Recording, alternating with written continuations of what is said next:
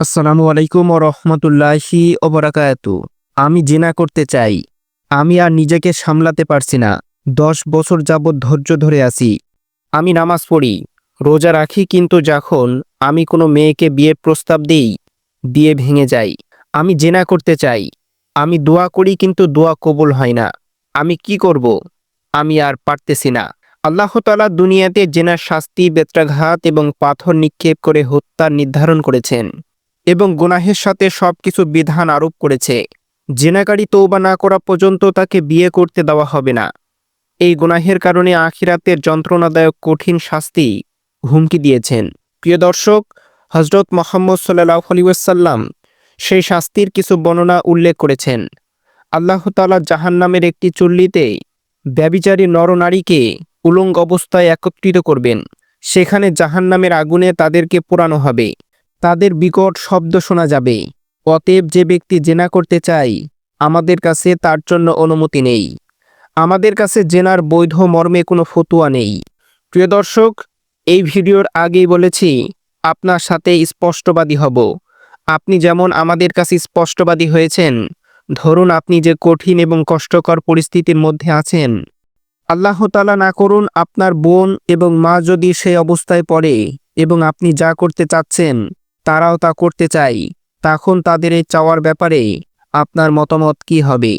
প্রিয় দর্শক, আমরা আপনার প্রশ্নের উত্তর জানি, সুতরাং উত্তর দেওয়ার প্রয়োজন নেই।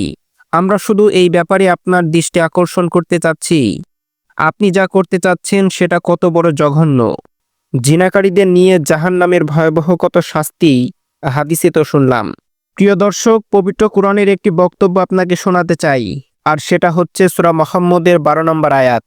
আল্লাহ তাআলা জিনাকারীদের দৃষ্টান্ত দিতে গিয়ে বলেন, তারা খায় এবং আনন্দ উপভোগ করে, যেমন আনন্দ উপভোগ করে চতুর্দশ জানোয়ার। অর্থাৎ মানুষ এবং জানোয়ারের মধ্যে পার্থক্য রয়েছে, কিন্তু জেনাকারী এবং জানোয়ারের মধ্যে কোনো পার্থক্য নেই, কেননা জেনাকারীর লজ্জা থাকে না। এ বিষয়ে হযরত আব্দুল্লাহ ইবনে মাসউদ রাদিয়াল্লাহু তাআলা আনহু বর্ণনা করেন, হযরত মুহাম্মদ সাল্লাল্লাহু আলাইহি ওয়াসাল্লাম বলেছেন, যে ব্যক্তি জিনায় লিপ্ত হয় তাকে অবশ্যই অবশ্যই দুনিয়াতে ভয়ঙ্কর ৩টি শাস্তির সম্মুখীন হতে হবে।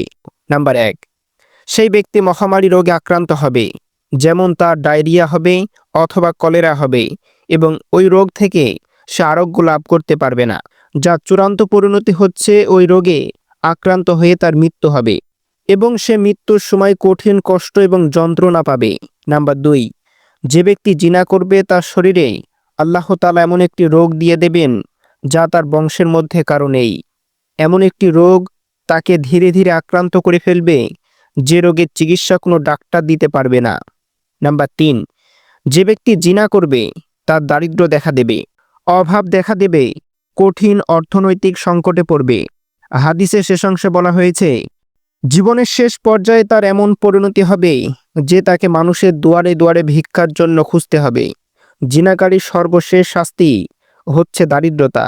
প্রিয় দর্শক ভাই, সর্বশেষ আপনার উদ্দেশ্যে একটি কথাই বলতে চাই, আপনি মোটেও ধৈর্য হারাবেন না, বরং আপনার ভুল এবং ত্রুটিগুলো খুঁজে বের করার চেষ্টা করুন। আল্লাহ তাআলা ওয়াদা দিয়েছেন, ৩ ব্যক্তির দোয়া আল্লাহ তাআলা দ্রুততার সাথে কবুল করে নেন এবং তাদের মাকসুদকে পূরণ করেন। নাম্বার ১, মাজলুমের দোয়া। নাম্বার ২, পিতামাতার দোয়া এবং তার সন্তানের জন্য। নাম্বার ৩, কোনো অবিবাহিত যুবক যখন অর্থনৈতিক সচ্ছলতার জন্য আল্লাহ তাআলার কাছে দোয়া করেন, আল্লাহ তাআলা তার অর্থনৈতিক সচ্ছলতা দান করেন এবং বিবাহ উপযুক্ত করে দেন।